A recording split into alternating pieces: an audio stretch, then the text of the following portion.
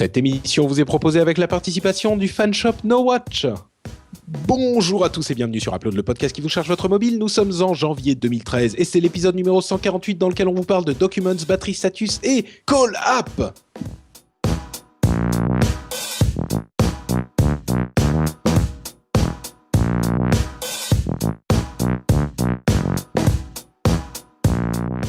Bonjour à tous et bienvenue sur Upload, je suis Patrick Béja et je suis votre animateur, pas forcément préféré, mais c'est moi que vous avez, donc c'est comme ça que ça se passe. Salut, c'est moi, super connard. Je tiens à signaler que j'ai réussi à faire l'introduction la plus rapide de l'émission en un coup.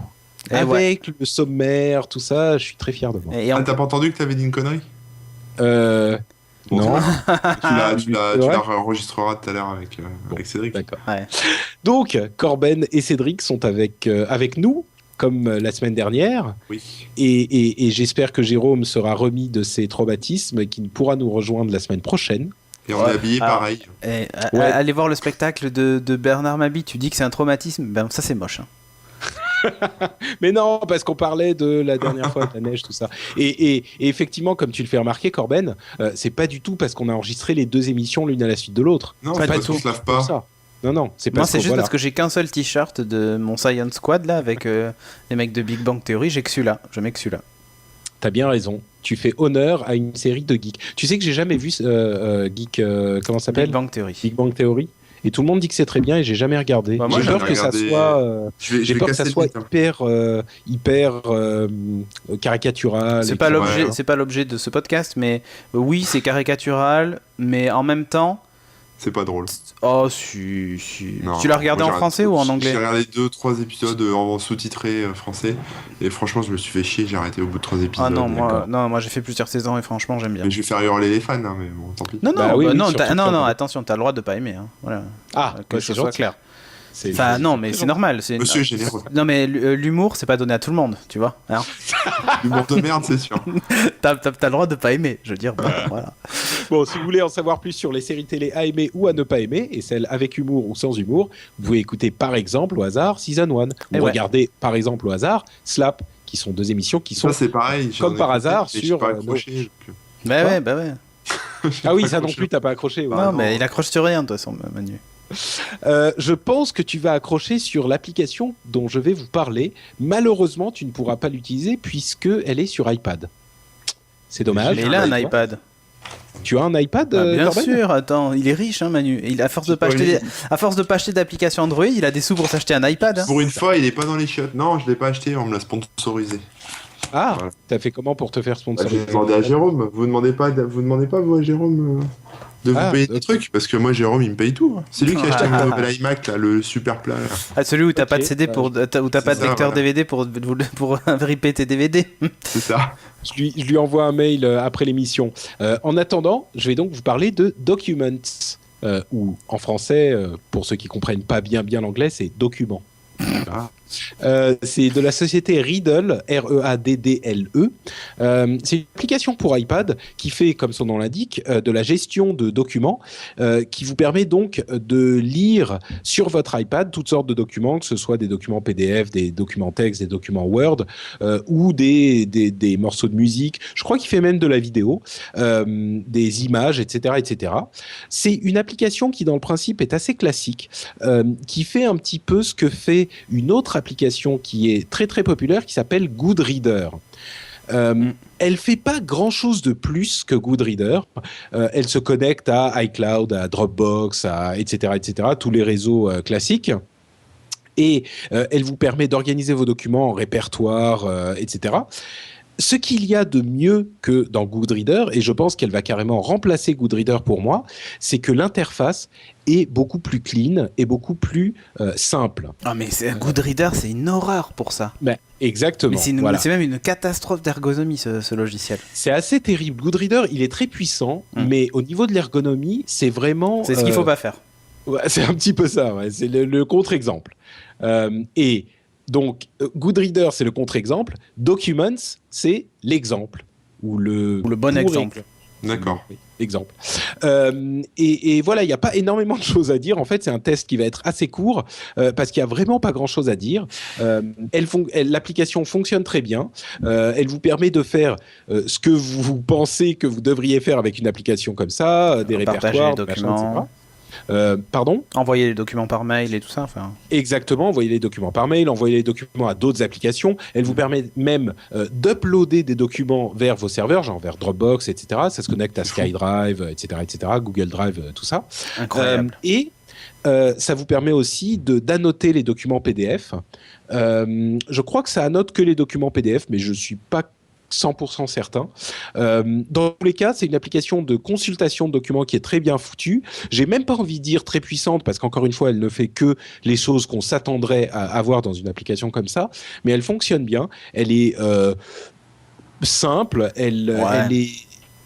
Il y a plus qu'à rajouter méga et elle est complète, quoi. Bah, c'est un peu ça, je suis sûr qu'ils le feront bientôt. On a genre des petits trucs assez pratiques, les documents qu'on a ouverts récemment, ils vont être ajoutés à la petite barre qu'on a sur la gauche, on a les documents, on a une fonction de recherche qui est pas mal foutue, qui vous fait la recherche dans tous vos documents, etc., qui vous permet même de rechercher dans le contenu de vos documents. Bref, c'est une application bien foutue, simple, solide, qui fonctionne, et en plus, elle est gratuite. Elle vient de passer gratuite, elle était payante jusqu'à il y a pas très longtemps.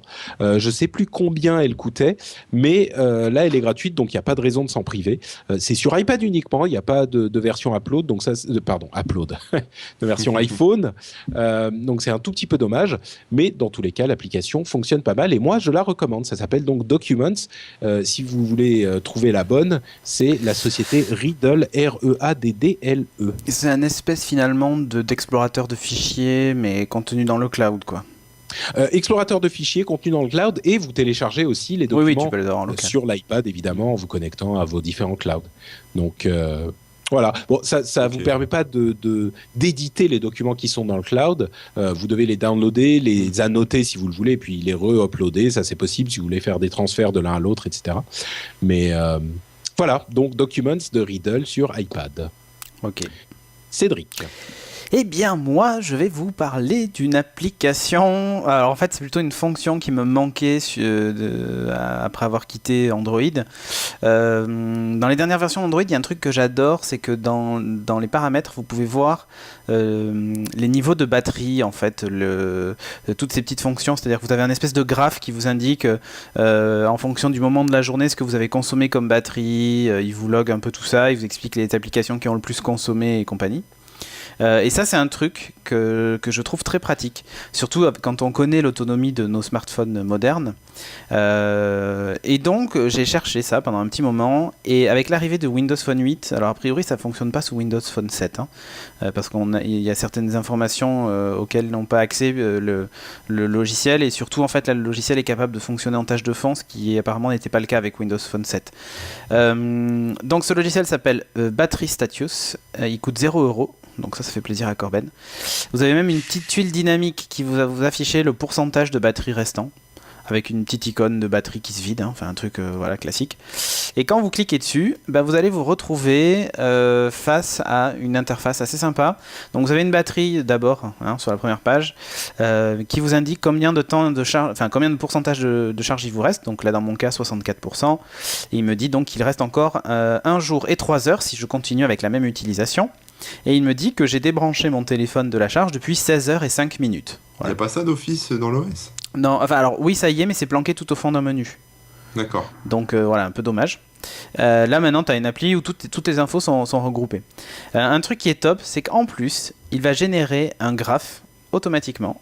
Donc en vous indiquant les périodes de charge et de décharge, et on retrouve un truc qui ressemble en fait à ce qu'il y avait sur Android, sauf qu'il ne va pas jusqu'en dans le détail de vous dire c'est telle ou telle app qui a consommé en fait. Par contre vous avez demi-heure par demi-heure la baisse et ça vous fait un graphique donc sur la journée ou éventuellement sur la semaine, sur 7 jours glissants. Donc voilà, c'est assez intéressant parce que par exemple, grâce à ça, j'ai pu constater que quand j'avais une mauvaise réception, la batterie chutait encore plus vite que d'habitude, et puis en fait ça me permet de voir qu'en fait je consomme plus de batterie le matin quand je fais ma veille vite fait sur le téléphone, quand je m'occupe du gamin, et puis que en journée ça a tendance à pas trop se vider, sauf quand j'ai des longs appels, et ça me permet bien d'identifier ce genre de truc. Mais surtout ce qui est intéressant, c'est de savoir exactement où en est la batterie. C'est ça en fait le plus intéressant, et voir en moyenne combien vous tenez avec une charge. C'est des infos qui sont assez sympas. À noter quand même qu'il y a un défaut, c'est que l'application ne peut se mettre à jour que toutes les demi-heures. Donc là, en termes de on va dire de précision, il y a granularité. Ouais, il y a mieux quand même. Par contre, évidemment, si en une demi-heure vous avez perdu 10%, c'est que vous étiez en train de regarder une vidéo certainement, et pas en train de consulter juste des mails, quoi. Donc voilà, franchement ça marche bien, c'est gratuit, ça va rien vous coûter, c'est le cas de le dire.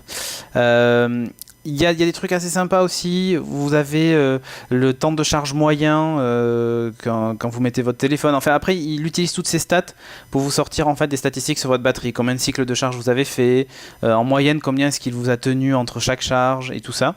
Vous avez des données assez précises. Alors moi, ça fait maintenant presque un mois que je l'utilise, donc j'ai des données assez précises. Et je sais qu'en général, je charge mon téléphone tous les jours et demi. Il me tient un jour et demi, donc voilà.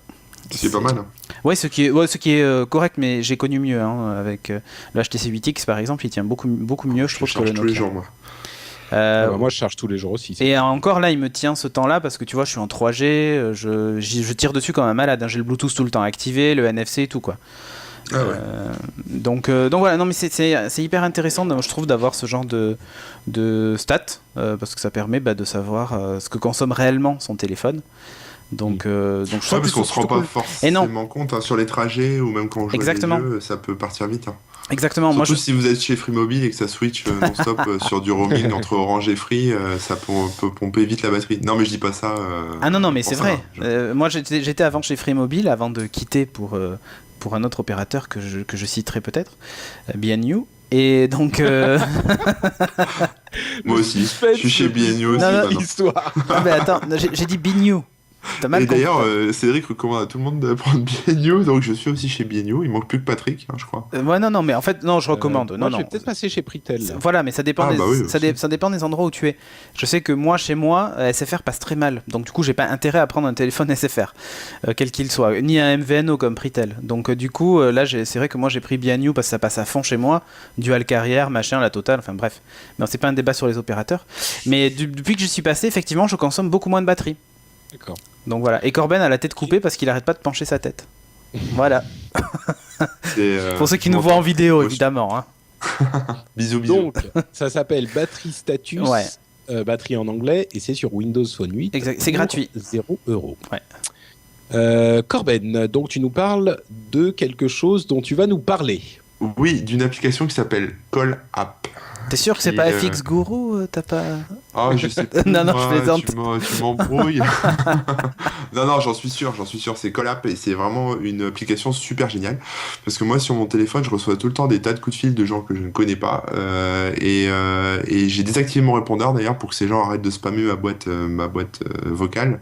Donc j'ai plus de répondeur, sauf que le téléphone sonne non-stop. Donc je dois décider si je décroche ou pas. Et Call-App m'y aide. En fait, c'est une application qui associe le numéro de téléphone de l'appel entrant ou de l'appel sortant même avec un nom tout simplement, un contact. Alors où est-ce qu'il va chercher ses contacts? C'est simple. Il va fouiller dans votre Google, dans votre Gmail, dans votre Google+, dans vos contacts Twitter, dans vos contacts Facebook. Il se connecte un peu partout pour récupérer, pas que le téléphone, ça récupère le nom de la personne. Ça va scruter aussi un peu sur le net pour trouver le numéro de téléphone en fonction de qui vous appelle. Ça met à jour les photos Facebook, ça affiche le dernier profil Twitter, ça met voilà, ça affiche le statut, etc. S'il y a eu, si par exemple vous, je sais pas, un resto, vous appelez un resto vous appelle, vous aurez peut-être les dernières recommandations, les derniers commentaires sur ce restaurant qui ont été mis dans Google Plus ou dans Yelp, etc. Enfin bref, il y a tout un tas d'options dans tous les sens. Ça synchronise avec LinkedIn, avec Foursquare aussi. C'est génial. Bref, c'est génial. C'est vachement malin, ouais. Il y a des infos business aussi, donc ça doit mieux marcher aux États-Unis qu'en France, mais ça marche quand même en France, donc ça c'est plutôt cool. Hein. Quand c'est des institutions, quand c'est des potes qui vous appellent, faut vraiment que vous les ayez dans vos amis Facebook, mais si c'est des magasins qui vous appellent ou je sais pas, voilà, des je vois sur la vidéo, il y a un truc où il dit c'est l'anniversaire de truc qui est en train de t'appeler. Tu le vois sur l'écran que c'est son anniversaire forcément parce qu'il a vu Alors donc tu peux faire allô, j'allais t'appeler, bien sûr, je m'en souviens, bon anniversaire. Alors ça, pour tout ce qui est info personnelle Facebook, ça va pas non plus fouiller comme ça, c'est-à-dire qu'il faut que la personne utilise aussi le service pour vous les invitez, en tout cas juste pour Facebook, hein. Le reste c'est freestyle, mais juste pour Facebook, pour par exemple avoir la dernière image de profil sur votre téléphone, ça faut que la personne l'accepte en fait. Ah oui, mais c'est bizarre parce que tu vois, sur Windows Phone, quand tu connectes le service Facebook, moi il me prend les photos de mes contacts, dès qu'ils changent de photo, j'ai la dernière photo sans leur avoir rien monté. Oui, normalement, moi j'ai essayé, il m'a dit d'inviter du monde sur Facebook, et que c'est seulement les gens qui accepteraient mon invitation qui auraient ça. Alors peut-être c'est différent sur les applis, je sais pas, mais bon, enfin bref. Là, après peut-être que Microsoft a négocié un truc que n'a pas négocié Call App. C'est possible. Et ça envoie aussi des messages gratos. Si vous n'avez pas encore de forfait limité SMS, ça peut. Enfin, il y a une petite messagerie interne, etc. Enfin bref, aux États-Unis, donc ça doit beaucoup mieux marcher qu'en France, mais ça marche quand même. J'ai eu des échos là-dessus de gens qui m'ont dit que c'était pas forcément légal. Genre, j'ai cherché un peu sur le net, j'ai rien trouvé à ce sujet. Donc j'en sais strictement rien. Pourquoi ça serait pas légal ? Parce que ça compile des données, voilà, mais. Mais pour moi, protection des données. Ouais, d'accord. Bah, tu crées un fichier dans ton téléphone, quoi, c'est ça ? Bah, c'est ça, ouais. Là, vas-y, appelle la CNIL et fais une déclaration à la CNIL comme quoi tu vas le prendre que pour tes usages personnels. Donc ça marche très bien. Après, j'ai eu quelques petits soucis sur une ancienne version. Alors, j'ai pas essayé sur la toute dernière, mais sur une ancienne version, quand je recevais un coup de fil, il y avait un petit lag qui m'empêchait de décrocher tout de suite, quoi. Voilà. Et le temps qu'il aille chercher les infos, en fait. Mais peut-être que c'est réglé avec la nouvelle version. Faudra checker. Voilà. Mais attends, donc du coup, ça veut dire qu'il fait pas de fichier si jamais il fait la recherche. Je crois pas, non. Je crois pas qu'il. En fait, il doit y avoir un cache quelque part, mais il enregistre quand même. Il associe. Sans doute, ouais. Même s'il stocke pas les tweets, les machins, etc. Il associe quand même la photo. Enfin, le truc dont je suis sûr qu'il enregistre, c'est la photo et le nom du contact associé au numéro de téléphone. D'accord. Ça c'est immédiat. Après, le dernier tweet ou le dernier truc. Ouais, bon, à la limite, peu importe. Ça, on s'en fout, quoi. Mais bon, voilà, c'est une très bonne appli. Je vous recommande. Il y en a plusieurs dans le style. J'ai essayé et celle-là, c'est pour moi la meilleure.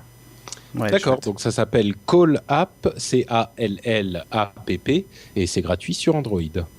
Il paraît. Et celle-là, gratuite, on se demande aussi comment ils font leur argent. Hein. Eh ben, ils prennent toutes les données que tu lui donnes. Ils vendent tes données, c'est ça, exactement. Voilà. Donc tout va bien. Mais après, ils t'aident à bloquer les télémarketeurs, donc c'est bon, t'es tranquille. C'est facile aussi. Sinon, Cédric, veux-tu... Non, vas-y. D'accord. Moi, je voulais faire une petite page réclame. Oui, bien sûr. Hein, le message du sponsor, c'est le fanshop. Le fanshop NoWatch, le meilleur moyen de nous aider. Et vous avez raté la promo, c'est dommage pour vous. Hein.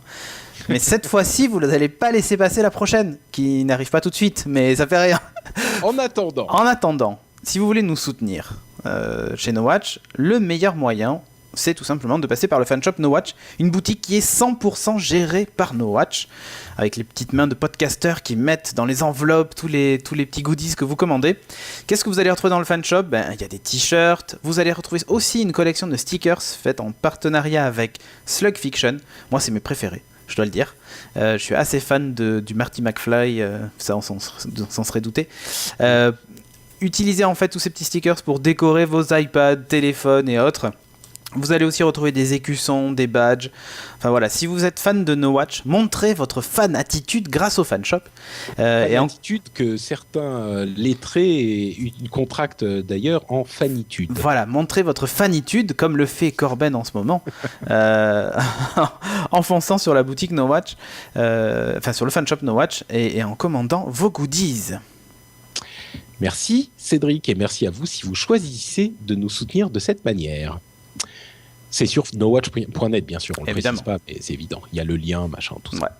Ouais. C'est le moment de vous parler de nos apps. Les apps, c'est la partie de l'émission où on parle de petites applications qui ne nécessitent pas forcément un test complet. Et on va commencer avec une petite app qui m'a été recommandée par quelqu'un dont j'ai oublié le nom, et donc je m'en excuse en avance. Non, par avance. On l'appellera Bob. Voilà, alors Bob, merci à toi. C'est une application qui s'appelle Up and Bar, Up, ampersand, enfin le signe end, bar. Et c'est une sorte de... Comment dire c'est une application de recommandation et d'échange d'infos sur les bars. Attends, Patrick, on arrête là de suite. Oui. Tu dis les apps, c'est la partie où on va parler d'applications qui méritent pas forcément un test complet. Mais ça là, j'ai ouï dire que tu l'avais bien testé de façon très complète. C'est vrai, il y a des vidéos sur YouTube. Hein, si il y a des vidéos où on te voit, voilà. Du tout. Alors, si elle était sortie il y a quelques années, ça aurait été possible. Aujourd'hui, je suis un petit peu plus âgé. Tu es un homme rangé. Et donc, voilà, j'ai plus la force, tu vois. Moi, je suis vieux, j'ai mal au dos, tout ça. C'est ça ouais. Donc, non, je l'ai pas testé, mais pour ceux qui sont encore dans leur prime jeunesse et qui se sentent l'énergie de sortir faire la Zumba, comme on disait à mon époque, toute la nuit. Non, maintenant, c'est devenu une danse, la Zumba. C'est ça, aussi. Toute la nuit, Up and Bar, ça peut-être vous aider. C'est donc une application... qui vous permet de trouver des bars sympas, trouver surtout un truc qui va plaire à beaucoup de jeunes étudiants qui n'ont pas beaucoup de sous, trouver les endroits où il y a des happy hours juste autour de vous maintenant. Donc à consommer avec modération. Bien sûr, etc. Il y a des promos exclusives à Open Bar, justement il doit y avoir des partenariats, ce genre de choses. Donc... Je ne sais pas comment fonctionne l'application en France. C'est le genre de truc qui fonctionne que s'ils sont vraiment implémentés dans le pays. J'ai l'impression que... Je crois qu'on dit implanté en fait. Mais... Pardon, qu'est-ce que j'ai dit ? Implémenté. Oui, effectivement, les deux. Donc bref, dans les photos d'écran, en tout cas, il y a des images de bars français, des trucs en français et des bars français. Donc au moins, même si c'est une société américaine, ils ont pris le temps de bien faire semblant que c'était localisé, de bien faire semblant que c'était disponible en France pour tromper le client. C'est ça. En même temps, tu sais, il y en a qui font même pas cet effort-là, donc tu dis cela. Et peut-être qu'il y a plein de gens que ça sert énormément en France, qu'il y a plein de gens qui s'en servent déjà. Ah bah oui, donc, Dédé que je vois au PMU tous les jours, je pense que lui doit s'en servir. En tout cas, l'application, le site est en français, hyper bien francisé, etc. Donc, je me demande d'ailleurs si c'est peut-être même pas une société française. Oh là là, si ça parle de bar et d'alcool, c'est forcément français. Bravo, monsieur, ouais. Les clichés. Le compte Twitter, c'est un compte en français, Open Bar. Donc, ouais. Et il y a du fromage aussi. Précisément breton. Voilà. Ah bah voilà, franchement. Oh là là, voilà. Et l'appli est payante ou elle est gratuite ? Bah non, elle est gratuite. Ah bah si elle avait été payante, ça aurait été en Auvergne, hein. Ah oui. Pour eux, un chou est un chou. Tant qu'on est dans les clichés, hein. On va dire que chez Will, ça y est, on s'est encore mis une communauté ado. Voilà. Ouais, bon, tu sais, on n'est pas à ça près. On n'est plus à ça près. Donc ça s'appelle Up and Bar. J'ai déjà fait pire. Et ça a l'air plutôt sympa. C'est sur iOS, peut-être même sur Android. Je vérifie. Hop. C'est possible. Téléchargé sur Android et il y a même un QR code. Donc iPhone, Android, Up and Bar. La suite, c'est Cédric. Ouais, moi je vais vous parler de Dashboard. Je suis dans la série utilitaire là pour ce podcast. C'est une application pour Windows Phone 8 qui coûte 0€. Alors qu'est-ce que c'est Dashboard à votre avis ? Un dashboard. Un dashboard. Très bien. Voilà. Ça, vous avez coupé une seconde, moi j'entendais plus rien, c'était bizarre. Ah, ça peut arriver. Il y a eu une espèce de mini lag. Ok. Donc voilà. Donc je disais, Dashboard en fait qu'est-ce que c'est ? C'est une petite application qui permet d'ajouter des tuiles dynamiques sur son téléphone qui mènent directement à certaines fonctions du téléphone. C'est pas très clair comme ça, mais en gros, vous avez un petit, ça vous crée un raccourci vers directement le mode avion, le Wi-Fi, les options GSM. Excuse-moi, Oui, je vas-y. t'interromps juste une seconde. 360 likes sur Facebook et 60 followers sur Twitter. Bah oui, mais bon, il n'y a pas beaucoup c'est d'alcooliques. juste un petit truc qui démarre, quoi, en fait. J'avais pas bien compris. Ah ouais, Mais donc ça fait rien, ça peut être T'as la sympa. pointe, t'as Ah la oui, pointe. oui. T'as la 36 pointe. 000 bars de Et- discothèques partout. en Voilà, France. et après quand ils seront très connus, tu pourras dire hey, j'en avais parlé avant que tout le monde. C'est grâce à moi. Eh Je ouais, les ai rendus célèbres. exactement. Et C'est absolument. Pardon. non, pas de problème. Et donc les tuiles dynamiques sont un peu sympas parce que là, par exemple, elles affichent carrément le niveau de réception GSM ou Wi-Fi en temps réel, donc c'est assez cool. Vous pouvez rajouter aussi un truc sympa, c'est un raccourci pour composer un SMS directement. Ça vous crée une tuile, dès que vous appuyez dessus, hop, ça crée un nouveau SMS. Vous n'avez plus qu'à taper le numéro et hop, l'envoyer. Pareil pour les mails, tout ce genre de choses. Et il y a des fonctions assez sympas. Alors pour ceux qui aiment bidouiller les ROM aussi sur Windows Phone, parce qu'on peut le faire. Et ouais, hein, c'est incroyable. Et tu mets quoi dessus? Ben, Windows Phone. Voilà. Non mais en fait, ce que je veux dire, c'est que par exemple, tu as une version opérateur et tu veux le faire sauter la version opérateur, tu peux. Et t'as des ROM un peu spéciales, un peu comme sur Android ou... Ouais, il en existe quelques-unes. D'accord. Ouais, ouais. Et donc là, justement, vous avez des infos assez sympas qui vous indiquent exactement la version de votre mobile. Comme ça, vous êtes sûr de ne pas vous planter de ROM quand vous en installez une. Genre, parce qu'en fait, par exemple, pour mon Nokia Lumia 920, le numéro de ROM, c'est RM-821-EU-France-267. Sauf que c'est écrit nulle part en fait que c'est un Lumia 920, donc il faut le savoir, il faut avoir cette référence-là pour aller se télécharger sa ROM custom. Donc voilà, vous avez tout ce genre de petites infos et tout, et donc vous pouvez épingler tous vos raccourcis sur la page d'accueil et tout ça. Enfin voilà, c'est assez basique, mais ça fonctionne bien. Ah si, à noter un truc, il y a une petite fonction torche, hein, tu sais, qui allume le flash et tout ça. Ça ne fonctionne pas sur le Lumia 920. Parce qu'apparemment, au niveau du matériel, le flash est un peu particulier, certainement à cause du PureView, et donc ça ne fonctionne pas. Vous avez un petit message d'erreur qui vous dit désolé, ça ne marche pas. Donc voilà. C'est bien dommage. Et ouais, donc dashboard. Et c'est gratuit. Et c'est gratuit, ouais. Si vous cherchez une appli pour épingler vos raccourcis vers le Wi-Fi, Bluetooth et compagnie, prenez celle-là, elle est gratos, elle fait tout. Ça marche. Corben, je suis sûr que tu as une application gratuite dont tu voudrais nous parler aussi. Ouais, une application gratuite, une application qui va vous permettre de couper la publicité sur la télévision Free. Vengeance, vengeance. On est dans l'actualité. On est dans l'actualité. Bon, à à vrai fond. dire, enfin, Free, ils s'en foutent hein, si tu coupes la pub pendant qu'ils regardent sur Non, leur parce télé. que Free coupe la pub sur Internet. Oui, mais oui, bien écoute, sûr, mais de je la veux dire, c'est coupera pas Free jamais qui va sur- faire du mal. Ouais, mais c'est dommage qu'il la coupe pas aussi sur la télé. Il faut aller jusqu'au bout de ses C'est idées. vrai. Du coup, il y a un vrai. développeur qui a mis au point une application pour Android qui en fait se connecte via le processus de connexion des télécommandes classiques, comme on trouve X 1000 télécommandes Sur compatibles Freebox et autres box. Et qui simplement en sifflant ou en claquant des doigts permet de couper le son. Voilà, donc si la pub arrive, vous sifflez, le son se coupe, et pas puis quoi. vous resifflez, le son redémarre. Mais alors, Euh, Qu'est-ce qui se passe si quelqu'un siffle dans le film? Ah bah alors là, mystère. catastrophe. Non, J'ai mais pas essayé. non, mais il faut que le niveau sonore soit assez élevé en fait, donc je pense que ça va pas fonctionner. Mais Siffler. le pire, c'est pas ça.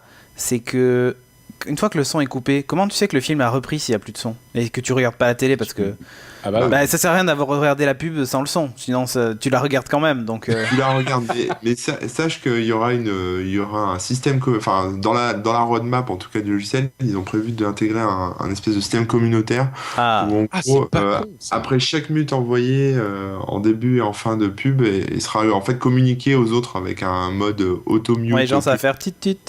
Et Voilà. tu sais quelle chaîne tu regardes parce que tu es connecté à Free. Machin, Voilà, il y c'est a un ça. Ouais. système. Voilà, c'est le Ah, c'est truc. pas con ça. Alors pour le moment, ça marche que sur Freebox, mais ils ont prévu de l'étendre sur Putain, toutes mais les box. C'est Live, carrément etc. hyper malin parce que du coup, tu pourrais même avoir le système qui te coupe la pub sans que tu veux l'aies dire, toi à l'initier. L'image, visuellement, tu veux dire. Ouais. Non, parce que si c'est mais communautaire, le genre, son. quand ils se rendent compte que tout à coup, il y a genre 50 personnes qui coupent le son en même temps, au même moment, sur la chaîne que tu regardes, bah ça te Ça. le coupe aussi. Bah, c'est la fonctionnalité qui s'appelle Auto-Mute Auto-Mute. Pub, et Ah oui, ils ont d'accord. prévu de le mettre dans une version prochaine. Donc, C'est malin en tout cas. Alors là, ça pourrait pas marcher pour les podcasts parce que tout le monde les regarde pas en même temps. Raté. On a le business model. Ouais. Non, mais le business model, bon, ça rapporte 4 € par mois, mais voilà. Mais non, mais c'est assez malin. Et en fait, ça me rappelle une autre fonction, moi, qui était disponible sur Windows Media Center, qui permettait de couper la pub automatiquement dans tes enregistrements télé. Quand tu enregistrais la télé, en fait, et il se basait sur quoi, à votre avis ? Sur le volume du son. Exactement, sur le volume sonore. Dès qu'il voyait que le volume était plus élevé pendant quelques minutes, et ben il coupait la publicité. J'avais un vieux magnétoscope qui faisait ça aussi. Bah ouais, c'était la même chose. Ouais, vous savez que ce genre de système, il y a toute une histoire avec CBS et CNET en ce moment, parce qu'ils voulaient donner au Dish Hopper, qui est un système de télé par satellite qui coupe la pub automatiquement, ils voulaient lui donner le prix du meilleur du CES, et la maison mère CBS, qui est aussi une chaîne de médias, a dit bah non, c'est pas possible. Donc ils ont complètement détruit l'indépendance journalistique du journal, et ils ont ils ont viré enfin ils ont viré personne, mais je veux dire ils ont empêché les gens de donner le prix à ceux à qui ils voulaient le donner. CNET, c'est une chaîne, un site hyper technique très reconnu pour ses tests notamment. Et d'ailleurs Sandoval, qui est l'un des responsables de CNET, a carrément démissionné. Moi j'aurais fait la même. C'est clairement ensuite, on pense qu'on veut des trucs qui coupent les pubs. On en a beaucoup discuté autour de Free, mais le fait d'avoir, parce qu'en plus ils sont en procès avec Dish Hopper, et donc, CBS est en procès avec Hopper, donc ils ont influencé leur groupe média en fonction de leurs intérêts personnels. C'est un petit peu plus. Ouais, c'est un peu glauque. C'est un peu limite. Ouais. Enfin, c'est même plus qu'un peu limite, c'est carrément limite. Et en plus, ils ont mis ils ont envoyé un message ensuite, une déclaration officielle disant l'indépendance de CNET est totalement respectée. Oui, bien sûr. Ça, c'était juste un incident complètement unique parce qu'on a un procès, machin. Enfin, c'est un petit peu. Bref, il y aurait beaucoup à discuter, mais c'est pas le sujet de cette émission. Ça s'appelle donc Free Mute, ce que tu nous conseillais, Corben. Et j'ai hâte de voir les prochaines versions surtout. Et c'est gratuit sur Android. C'est gratuit. Merci Corben. Mais c'est la fin de l'émission, et vous remarquez que quand Jérôme n'est pas là, les émissions sont quand même beaucoup plus compactes, on va dire. C'est du bonheur en compact, et c'est la même dose de qualité, mais beaucoup plus concentrée. Alors que quand toi tu n'es pas là, Patrick, les émissions font la même durée. La même durée que maintenant que quand t'es là. Non, quand t'es là avec Jérôme. Quand on est au complet. Jérôme, Cédric et moi, on fait la même durée que quand on est à 4. C'est ça. Donc je pense qu'on est peu à peu en train d'isoler l'élément. Voilà, on a trouvé le dossier de bug. Aussi. Bon, écoutez, je vous propose attends, écoute. De quoi il va parler ? Je vais spoiler, son application. Il va parler de quoi ? WWF Together ? Dommage, nous allons faire le test maintenant. Donc, Patrick, WWF Together, je réserve mon test pour mon test d'app pour le 149, c'est ce qu'il a écrit. Alors. Ouais, il est pas là, donc on va la faire. Vas-y, on le fait en live. Va le chercher là sur. Allez, c'est parti. Attends. Non, arrêtez. Moi, j'ai ouvert mon iTunes là. Alors, une application iPad de toute beauté. C'est vrai qu'elle a l'air jolie. Hein. Oui, de toute beauté. Mais en fait, là, on n'est pas en train de lui pourrir son test, on est en train de faire saliver les gens. C'est ça, voilà. Tu vois, ils vont se dire, ouah, j'ai envie de savoir. Si vous aimez porter de la fourrure, c'est le moment d'écouter le prochain Upload. Si vous voulez avoir le test de cette application et d'autres applications de qualité, vous pouvez nous rejoindre la semaine prochaine pour un nouvel épisode d'Upload. Tenez, regardez, je vous montre la vidéo de l'application dont il va parler. Pendant que je fais l'introduction de l'émission. Entre-temps, donc, si vous avez du temps à perdre, vous pouvez aller nous mettre des notes et des commentaires sur iTunes. C'est toujours très pratique pour nous et très utile pour que d'autres personnes nous découvrent. Vous pouvez aller sur nowatch.net pour avoir nos liens vers les réseaux sociaux qu'on utilise et les liens vers les apps dont on a parlé aujourd'hui.